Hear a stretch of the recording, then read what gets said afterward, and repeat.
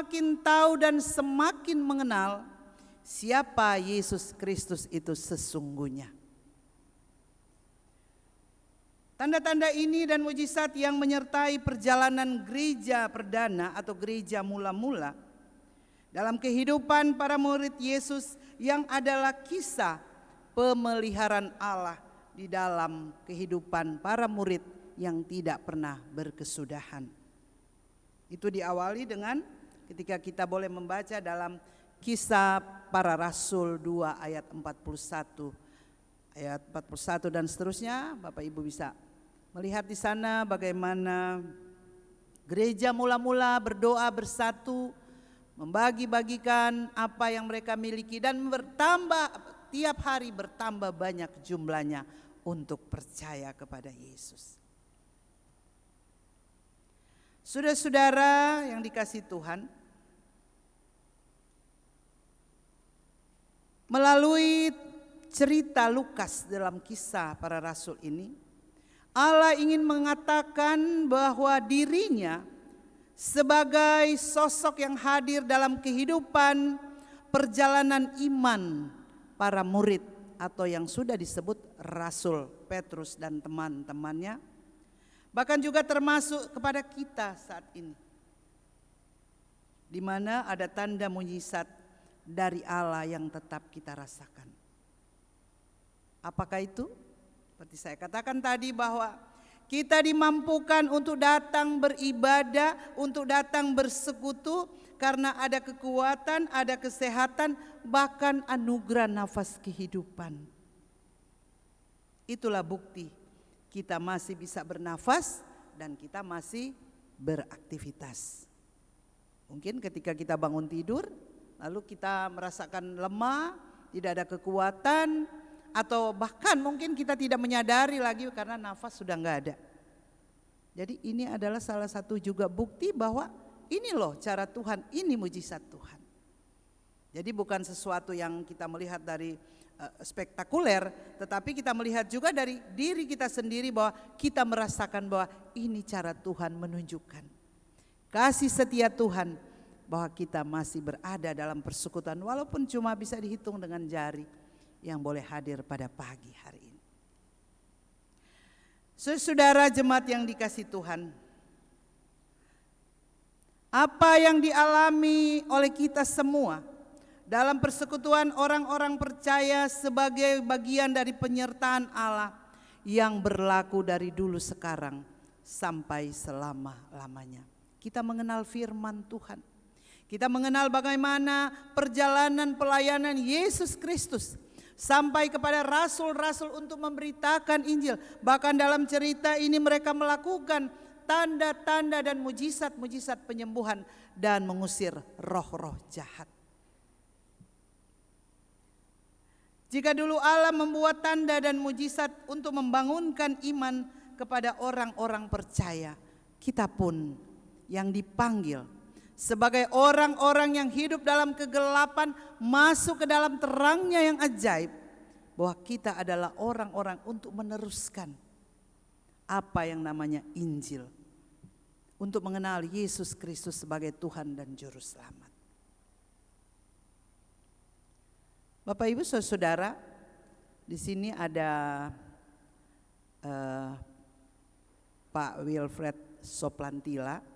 Saya dibagikan buku rohani Moy untuk buku pembacaan rohani harian, Moment of Inspiration ya, kalau saya tidak salah. Dan di situ saya melihat tulisan-tulisan rohani yang dituliskan oleh Pak Wil, itu sangat luar biasa karena saya mengikuti sudah sekian tahun. Dan saya melihat tulisan-tulisan rohani yang dibagikan secara digital dengan kondisi situasi saat ini. Ya, saya dibagikan secara PDF ya, Bu Reva ya. Itulah salah satu cara bagaimana kita memberitakan Injil, menyaksikan bagaimana Yesus Kristus yang belum dikenal menjadi dikenal. Apalagi kita orang-orang percaya, pasti kita semakin mengenal keajaibannya. Melalui apa? Melalui tulisan-tulisan, buku-buku rohani. Bahkan juga melalui pelayanan-pelayanan pemberitaan firman Tuhan dalam setiap ibadah-ibadah yang kita hadapi dan kita lakukan.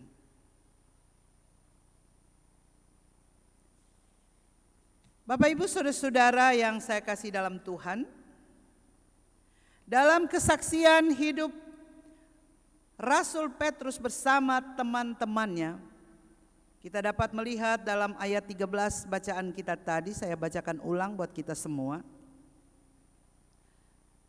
Orang-orang lain tidak ada yang berani menggabungkan diri kepada mereka, namun mereka sangat dihormati banyak orang. Artinya, Petrus dan teman-temannya melakukan apa yang menjadi karunia Tuhan dalam kehidupan mereka. Mereka tidak membentuk satu komunitas yang eksklusif, tapi komunitas yang mereka bentuk adalah komunitas yang dikuasai dengan Roh Kudus, dengan wibawa ilahi. Itu cara Tuhan.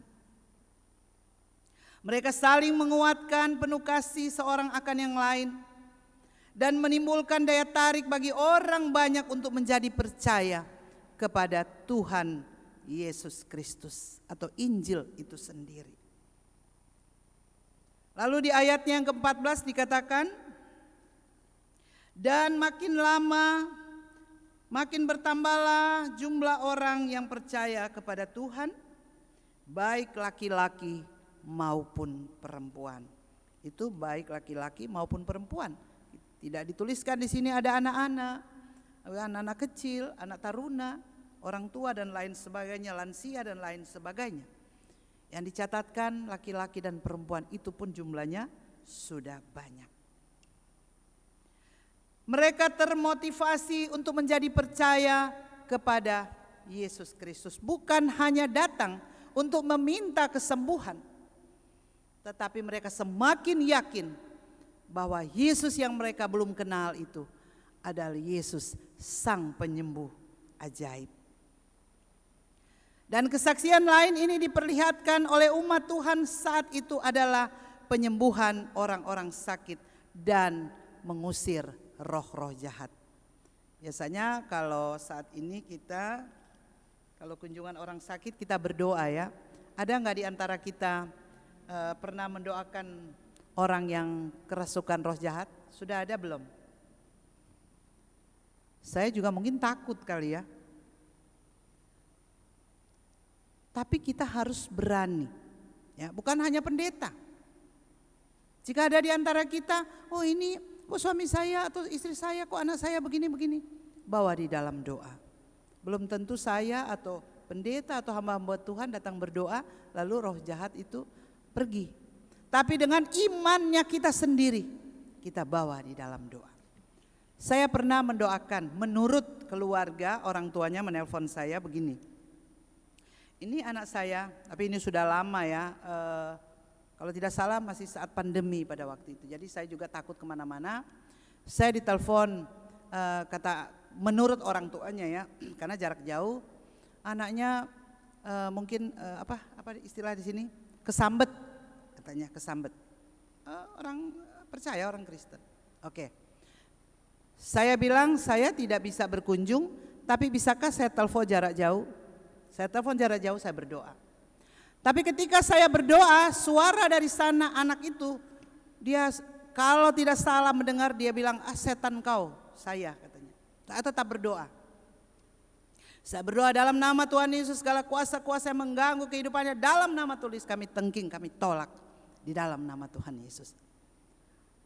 Tenang, sudah selesai melaporkan, sudah tidur katanya. Oke. Saya tidak tahu dan saya tidak ketemu orangnya. Tapi sesudah itu, sudah berlangsung ya sudah sekian lama, ternyata anak itu mabok. Tapi orang tua telepon saya katanya kerasukan, kesambet katanya. Ternyata mungkin anak laki-laki ya. Jadi mungkin minum berkata-kata, mamanya ketakutan sehingga menelpon saya. Mungkin ya mamanya juga bilang mabok. Saya hanya mendengar dan sampai sekarang saya tidak pernah mempertanyakan itu hanya anaknya sudah kerja dan udah baiklah kehidupannya.